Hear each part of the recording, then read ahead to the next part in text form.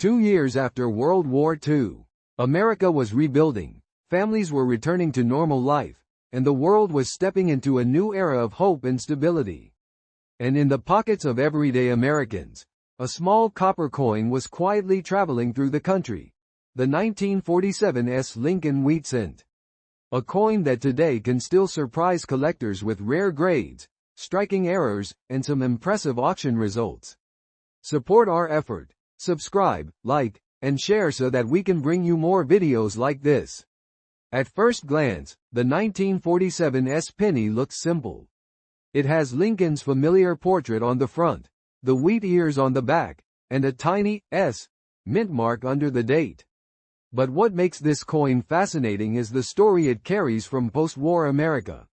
The San Francisco Mint struck more than 100 million of these coins, yet most of them were used heavily, in stores, in banks, in factories, on buses, in lunchrooms, and everywhere people traded pennies every single day.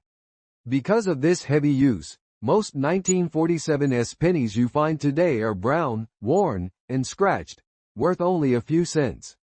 But the real treasure shows up in the small number of coins that survived untouched. These are the bright red, fully lustrous coins that remain preserved for decades in jars, coin rolls, or personal collections. Collectors chase those because they are rare, beautiful, and historically valuable. In circulated condition, most 1947's pennies bring around 10 cents to $1 depending on the grade. But when you move into mint state, prices rise fast. Even an MS-64 red example can comfortably reach $25 to $50. An MS-65 red can climb into the $75 to $150 range. And once you hit MS-66 red, the values move into the hundreds. The best pieces, those glowing, vibrant red gems with clean surfaces, have reached well into the 4 and even 5-figure range, with some of the highest graded examples selling for over $5,000. That's a huge jump for a coin most people once ignored in pocket change. But price alone isn't the only reason collectors love the 1947's. This era of minting still produced unique quirks and mistakes that make error coins incredibly exciting. Repunched mint marks, for example, are popular for this year. This happens when the S mint mark was punched more than once by hand, leaving a shadow or doubling effect. These can sell anywhere from $30 to $400 depending on how bold the doubling is.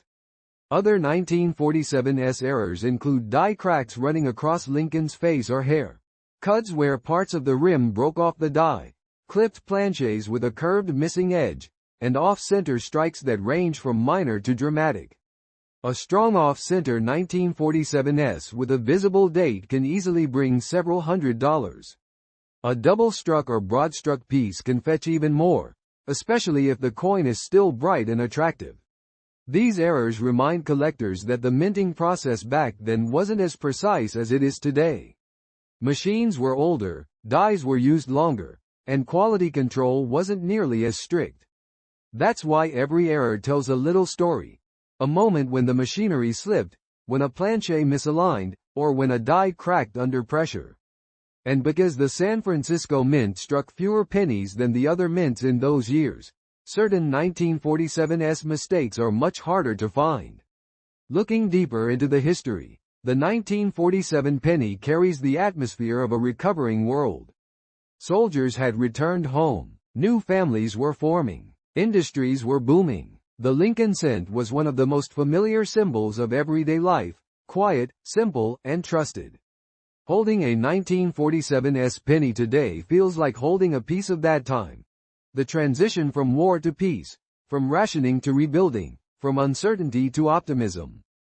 Collectors look for sharp strikes on this coin, especially on Lincoln's cheek, beard, and the wheat lines on the reverse. San Francisco coins sometimes show softer strikes, so finding a crisp, well-detailed example is always a bonus. Luster also matters. Penny collectors love that bright, fiery red shine that proves the coin has never circulated.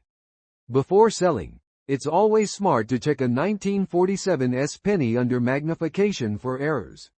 A tiny RPM or a little clip can multiply the value instantly. And if a coin has amazing luster and minimal marks, grading it through PCGS or NGC can dramatically increase the price. Collectors trust certified coins, especially for wheat cents. If you're searching for one, the best places aren't banks anymore. They rarely have old wheat pennies. Instead, check inherited coin jars, pawn shops, antique stores, flea markets, estate sales, and old collections people forgot about. Wheat pennies often hide in dusty bags or forgotten drawers for decades before someone realizes they might be valuable.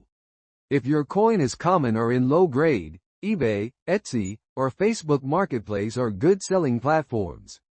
But if you have something special, a high-grade red example, a bold error, or a rare variety, then heritage auctions, Stack's Bowers, and great collections are the best places to list it.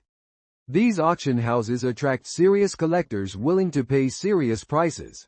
Think of the journey this tiny coin has taken. More than 75 years ago, someone may have used it to pay for bread or milk. A child might have saved it for candy. A worker might have carried it in a metal lunchbox during long shifts. Over time, most of those pennies disappeared into circulation damage. But the few that survived with glowing red color, sharp detail, or rare minting mistakes became time capsules, tiny, preserved pieces of American life. So if you ever find a 1947 penny, look at it closely. Study the details, search for errors, think about grading, and remember, even if your coin isn't worth thousands, it carries history that money can't measure. If you enjoy exploring old coins and discovering hidden value, stay connected. There's so much more to uncover. Support our effort. Subscribe, like, and share so that we can bring you more videos like this.